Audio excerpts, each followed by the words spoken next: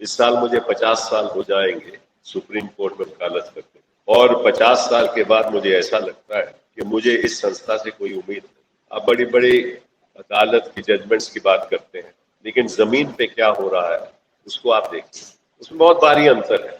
अदालत कुछ कहती है, जमीन पे कुछ और हो रहा है। आपने कहा कि सुप्रीम कोर्ट ने बड़ी बड़ी अच्छी प्रोग्रेसिव जजमेंट्स दी, तो मुझे ये बताइए कि जजमेंट्स के बाद जमीन पे क्या हो रहा है। आपने प्रिवेसी की जजमेंट दी, तो जब आपका इनकम टैक्स ऑफिसर आपके घर आता है, ईडी का अफसर आपके घर आता है, तो आपकी प्रिवेसी कहाँ होती है? कागज पे लिखना बात अलग होती है, उसका पालन करना जमीन पे वो भी बात अलग होती है। तो मैं तो इस नतीजे से पहुंचा हूं कि जब तक समाज का मानसिक सोच नहीं बदले, तब तक न कानून बदलेगा न समाज बदलेगा। तो आपको सड़क पे आना होगा और ये सोचो कि सुप्रीम कोर्ट के द्वारा आपको राहत मिलने वाली है, आपको बड़ी भारी गलत है। ये मैं 50 साल के एक्सपीरियंस के बाद आपको ये बात बता रहा हूँ। पहली बात तो ये। दूसरी बात कि अभी आपने हेट क्राइम्स की बात की, मैं भी वहां वकील था, और जो भी धर्म संसद हो रहे थे, जो भी बड़े बड़े भाषण दिए जा रहे थे, और ऐसे भाषण जो सुनकर आदमी सोचता है कि हम किस समाज में रहे। तो जब वो भाषण हमने सुप्रीम कोर्ट के सामने रखे, तो सुप्रीम कोर्ट ने क्या किया? कुछ कदम उठाए, किसी की गिरफ्तारी हुई, अगर हुई तो एक ही दिन में बेल हो गई या 2 दिन में बेल हो गई। तो सुप्रीम कोर्ट में जाना, तकरीर करना, कहना कि ये देखिए ये हेट क्राइम चल रहे हैं, आप कुछ कीजिए, सुप्रीम कोर्ट कहे कि हाँ बिल्कुल आप बताइए, सरकार से पूछते हैं हम क्या करें, आप क्या कर रहे हैं। सरकार की पूछताछ भी होती है, उनका हल्फी बयान भी होता है, एफिडेविट भी फाइल होता है, और उसके बाद क्या होता है? ना उसको गिरफ्तार किया जाता है, और फिर धर्म सत्र चलते रहते हैं। हर 2 हफ्ते 3 हफ्ते के बाद वही धर्म सत्र फिर चलता है, वही लोग फिर वैसे ही बात अपने सामने रखते हैं। तो संस्था, कोई भी संस्था हो इस देश की, वो संस्था तभी इंडिपेंडेंट हो सकती है जब समाज में जो मानसिक सोच है उसमें बदलाव। अब हमारा जो कल्चर है वो माई बाप कल्चर, आप कहीं भी देख लो, प्राइवेट सेक्टर में चले जाओ तो जो मुलाजिम है वो पैर छूता है। मैं जब मंत्री था, शिक्षा का, कानून का मंत्री था, तो वाइस चांसलर आके मेरे पैर छूता था, तो मैंने उसको कहता था मुझे एक्सटेंशन चाहिए। मैंने कहा जिस दिन तुझे मेरे पैर छुआ उस दिन तेरा नाम तो कट गया, क्योंकि ऐसा वाइस चांसलर मैं कैसे एक्सटेंशन दे सकता हूं जो मेरे मंत्री के आके पैर छुए। तो यहाँ हर आदमी तो दूसरे के पैर छूता है। ये माई बाप का कल्चर कलोनियल टाइम से चल रहा है, आज की बात नहीं है। कांग्रेस की सरकार में चलता था और हर सरकार में चलता रहा। आपके जर्नलिज्म में भी ऐसा ही कल्चर। तो फिर इस समाज में, जिस समाज में ऐसी मानसिक सोच हो, अगर वो सोचो कि वो संस्थाएं उस समाज की इंडिपेंडेंट हो सकती है, तो आपको बड़ी भारी गलत है। इंडिपेंडेंस तभी होगी जब हम खड़े होंगे और हम कहेंगे कि हमें दोबारा स्वतंत्रता चाहिए। आज हम स्वतंत्र नहीं है, ये हिंदुस्तान की असलियत। अभी आपने बाबू बजरंगी का टेप दिखाया, मैं तो वकील था, जाकिया के केस जब मैंने आर्ग्यू किया 1 महीना चला। और ताज्जुब की बात यह है कि जब हमने याचिका अपील डाली तो मैंने कहा कि हम कोई दस्तावेज कोर्ट के सामने नहीं रखेंगे जो किसी प्राइवेट पार्टी का दस्तावेज, कोई प्राइवेट डॉक्यूमेंट। हम केवल वही डॉक्यूमेंट कोर्ट के सामने रखेंगे जो सरकारी डॉक्यूमेंट, सरकारी दस्तावेज हो, ताकि कोर्ट हमें ना कह सके कि आप अपनी बात अदालत के सामने रख रहे हो। हमें उनको कहा कि ये तो ऑफिशियल पेपर है, ये सरकारी दस्तावेज है, ये सरकारी दस्तावेज ये कहानी बताते हैं, तो आप इस पे फैसला कीजिए। एक तो उदाहरण देता हूं कि आपको मालूम है कि गुजरात के समय गुलबर्ग सोसाइटी ही नहीं, कई जगह पे लोग जलाए गए, मकान जलाए गए, तो उस समय नेचुरली वहां फायर ब्रिगेड भी होती थी। तो जो इंटेलिजेंस एजेंसीज थी वो फायर ब्रिगेड में फोन करती थी कि साहब यहाँ आग लगी हुई, आके बुझाइए। तो वो जो डॉक्यूमेंटेशन थी, कॉरेस्पॉन्डेंस थी, वो इंटेलिजेंस की कॉरेस्पॉन्डेंस हमारे सामने थी। तो ताज्जुब की बात यह है कि किसी फायर ब्रिगेड ने फोन नहीं उठाया, किसी फायर ब्रिगेड ने फोन नहीं उठाया। तो हमने बहस की कोर्ट के सामने कि ये बताइए साहब कि जो SIT आपने बनाई थी, सुप्रीम कोर्ट ने बनाई थी, उस SIT ने जाके पूछा कि भैया आपने फोन क्यों नहीं उठाया? तो मैं ज्यादा नहीं कुछ कहना चाहता, तो सिफारिश दी गई, ये दी गई कि वो बिजी होंगे। भाई कहाँ बिजी थे, कहाँ गए हुए थे? फायर ब्रिगेड कहाँ थी, ऑपरेटर कहाँ था? ये तो एसआईटी को तफ्तीश करनी चाहिए थी ना। एसआईटी ने तफ्तीश नहीं की। जब हमने कोर्ट से पूछा क्यों नहीं की, तो बोले हम क्या जानते, हमें नहीं जानते। आई सेड फिर इसका मतलब ये है कि एसआईटी ने अपना काम नहीं ठीक किया। एक तो ये उदाहरण है, ये छोटा सा उदाहरण है। अभी आपने बाबू बजरंगी का बयान सुना, ये टेप पे था, ये तहल का टेप में था, और ऐसे कई बयान थे। एक ही बयान नहीं था, कई ऐसे बयान थे। और वही टेप जिसकी मैं बात कर रहा हूं, वो सीबीआई ने ऑथेंटिकेट कराया था फोरेंसिक लेबोरेटरी में देखा, और ऑथेंटिकेशन उस टेप की हुई, और उस टेप के आधार पे बाकी मुकदमों में, गुलबर्ग सोसाइटी की बात नहीं कर रहा, बाकी मुकदमों में अक्यूज दोषी ठहराए गए और उनको सजाए उम्र कैद भी। तो वही टेप गुलबर्ग सोसाइटी में भी पेश किया गया। तो हमने कहा कि साहब अगर ये ऑथेंटिकेटेड टेप ऑलरेडी है, तो फिर इस टेप के आधार पे आपने इस शख्स को प्रोसिक्यूट क्यों नहीं किया? एग्जाम्पल देता हूं कि कोई कहता है कि साहब इस पुलिस कर्मी ने हमारी मदद की, या हमने इस तरीके से इसका कत्ल किया, यहाँ हमने एक फैक्ट्री चलाई जहां हम बम बना रहे थे, स्टेट से हम हथियार ला रहे थे, इस स्टेट राजस्थान से हथियार आ रहे थे, पंजाब से हथियार आ रहे थे, उसकी सहायता बॉर्डर के लोगों ने की। ये सब टेप पे है, ये सब टेप पे है। तो हमने कहा कि इसका मतलब है कि बड़े पैमाने में कंस्पिरेसी हुई, बड़े पैमाने में साजिश हुई। इसकी एसआईटी ने जांच क्यों नहीं की? कोई जवाब नहीं। ताज्जुब की बात यह है कि सुप्रीम कोर्ट कहती है, और ये मैं नहीं जानता कि किस आधार पर सुप्रीम कोर्ट ने ये बात कही। वक्त आएगा तो मैं सारी बात लिखित रूप में देश के सामने रखूंगा। लेकिन उदाहरण के तौर पे आप मान लीजिए कि एक कत्ल हो जाता है, और कत्ल हो जाता है कि आई विटनेस आकर पुलिस को कहता है कि भैया मेरे सामने इस आदमी ने कत्ल किया, तो और दो चार लोग उस बयान की सहमति देते हैं, तो जो प्रोसिक्यूटिंग एजेंसी है, जो पुलिसमैन है, एसएचओ है, वो उसी शख्स के पास जाता है जिसने कत्ल किया, और उससे पूछता है कि क्या तूने कत्ल किया कि नहीं? वो कहता है मैंने तो कोई कत्ल नहीं किया। तो वही पुलिसकर्मी उस बात को लिखित रूप में कहता है कि इसने तो कह रहा है, ये तो कह रहा है मैंने कोई कत्ल नहीं किया, इसलिए कोई कत्ल नहीं किया, इसलिए मैं केस को क्लोज कर देता हूँ। यही बात एसआईटी ने की। जो लोग आरोपी थे, जिन लोगों ने बयान दिए, जिन लोगों ने ये माना कि मैंने ये काम किया है, एसआईटी उन्हीं के पास चली गई और उनसे पूछा कि क्या उन्होंने ये काम किया है? बोले मैंने तो नहीं किया। सो अक्यूज्ड की स्टेटमेंट को मानकर एसआईटी ने उसको रिहा कर। ये कौन सा कानून है? आप कानून की बात करते हैं। ये तो एक स्टूडेंट ऑफ लॉ भी जानता है, जिसकी अगर आपको उसको डिग्री नहीं मिली होगी, वो भी जानता है कि आप अक्यूज से का बयान लेकर उसको रिहा नहीं कर सकते, उसको उस केस को बेबुनियाद नहीं कह सकते। पहले तो आप उसको प्रोसिक्यूट करो, प्रोसिक्यूशन करके वो अपनी सफाई देगा, डिफेंस एविडेंस के में था नहीं या था वहां। कुछ शख्स ने कहा कि साहब हाँ मैंने ये कहा तो था टेप में, बट मैंने बढ़ा चढ़ा के कहा, वो बात मान ली गई। एक शख्स ने कहा कि साहब मैंने लिखित रूप में मुझे कुछ दिया गया, मैंने वही पढ़ दिया, और जब देखा तो उसमें लिखित रूप में था ही नहीं कुछ। और ये सब बात सुप्रीम कोर्ट ने मान ली।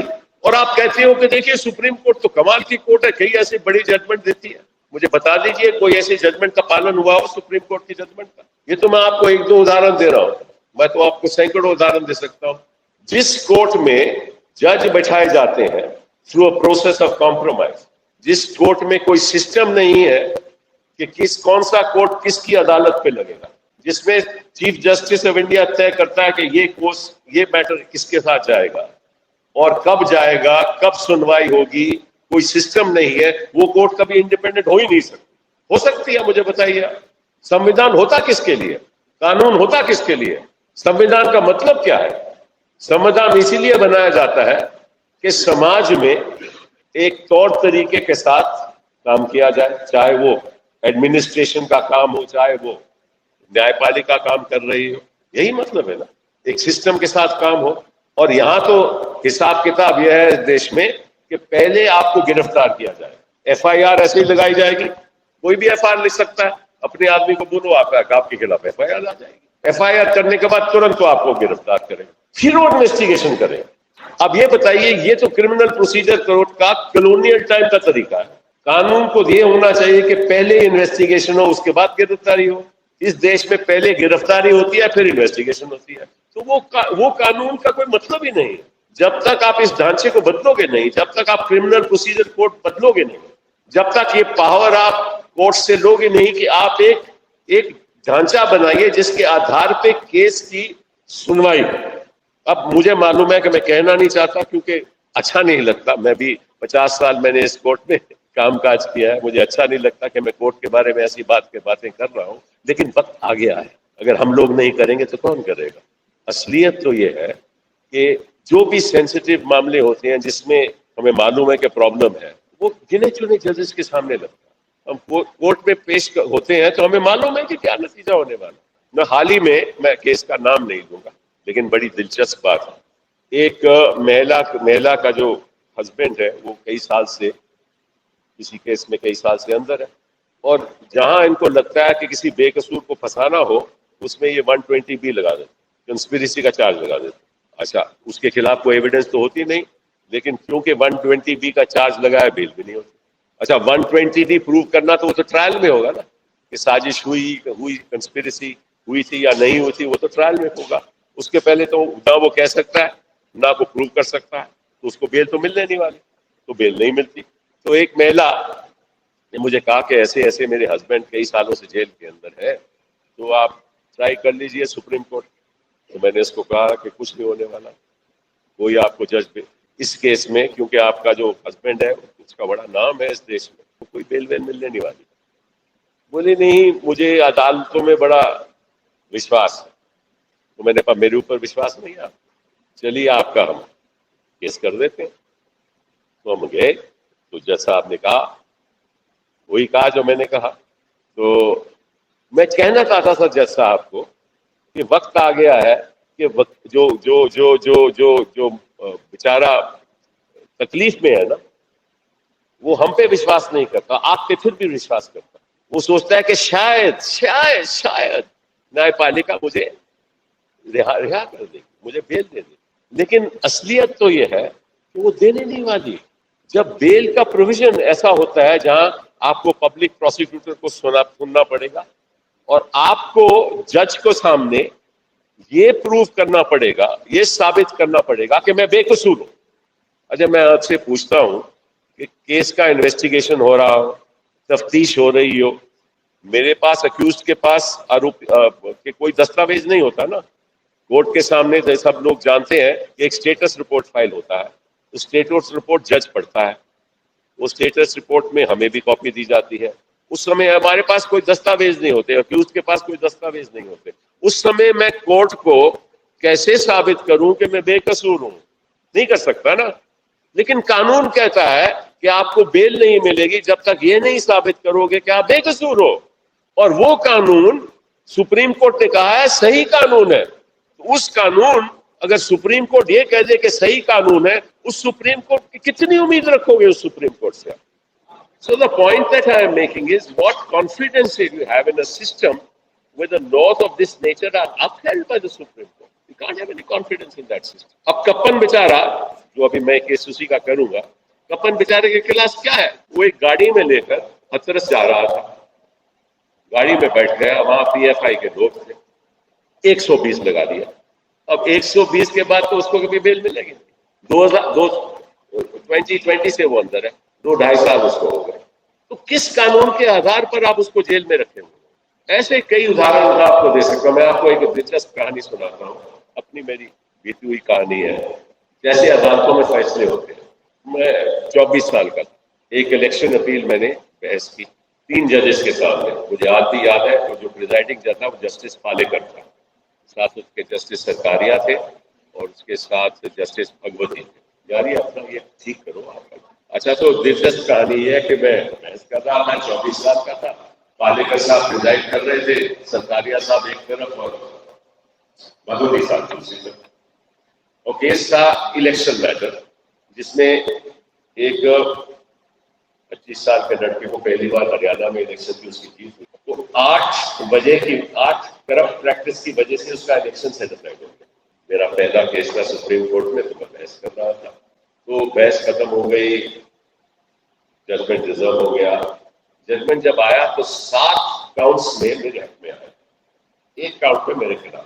तो वो जो मेरा वकील था वो तो वकील बन गया और मैं पॉलिटिशियन बन गया।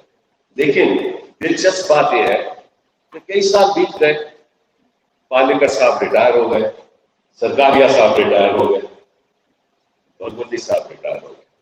तो एक दिन एक जज का कोई फंक्शन चल रहा था, तो सरकारिया साहब मुझे आके मेरा हाथ उन्होंने पकड़ा, बोले, Civil, I have to tell you that I am very upset.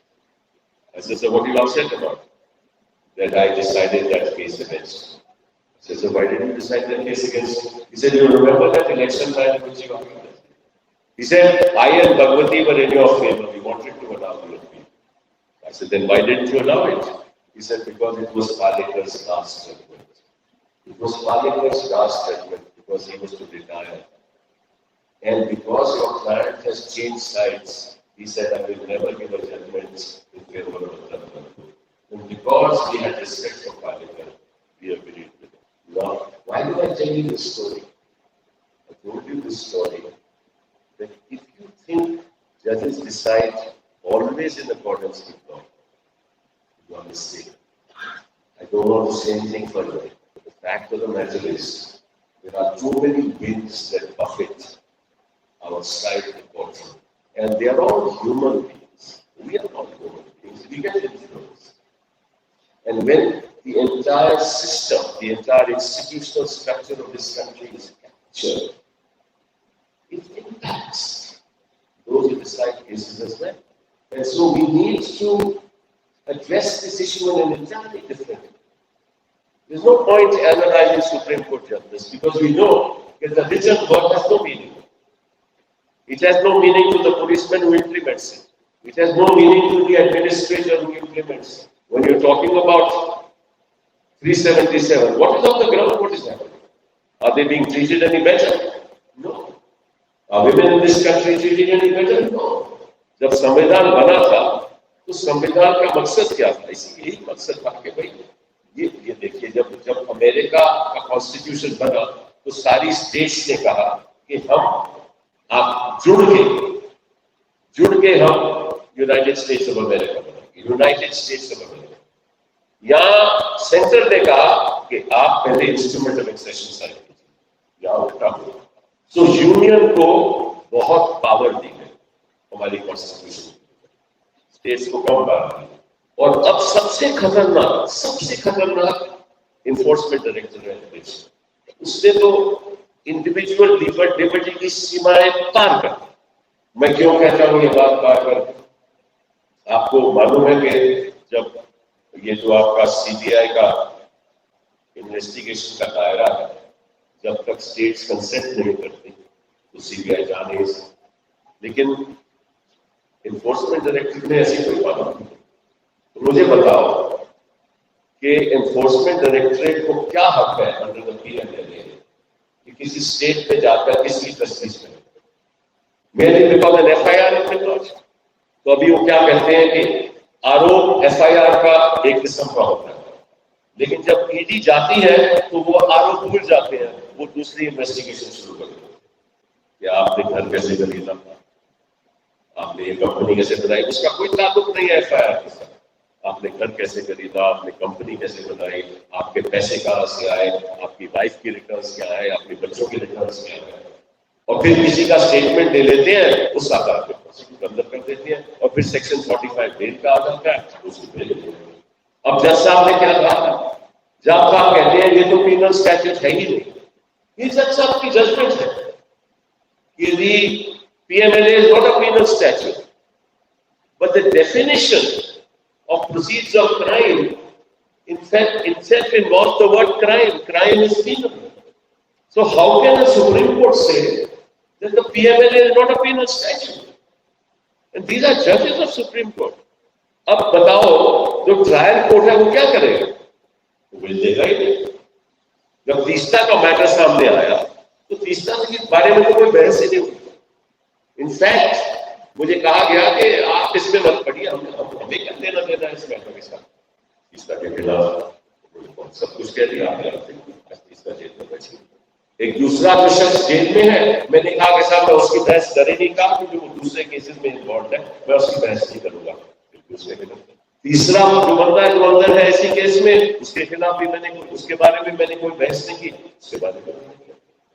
जब मैंने बहस नहीं की फिर भी सुप्रीम कोर्ट ने अपनी जजमेंट ये कह दिया, तो वो बताइए उसमें उम्मीद क्या रखा, उनको से क्या उम्मीद रखी।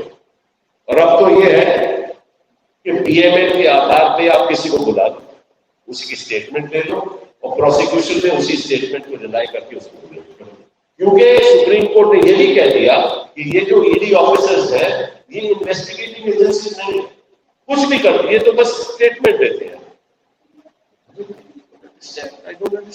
आपको एक उदाहरण देता हूं, आपको समझ आ जाएगा बड़े सरल तरीके से। मैंने वैसे अक्सर तो मैं जर्नलिस्ट के साथ कभी चीटिंग नहीं कर सकता, बट मैं चलिए मान लिया मैंने आपको चीट कर दिया, वो पीएमएलए का तो केस नहीं है, आपको चीट कर लिया, जो चीटिंग का पैसा था वो प्रोसीड ऑफ क्राइम हो गया और ऑर्डिनरी आईपीसी में ऑफेंस हो गया, मेरी प्रोसिक्यूशन शुरू हो गई।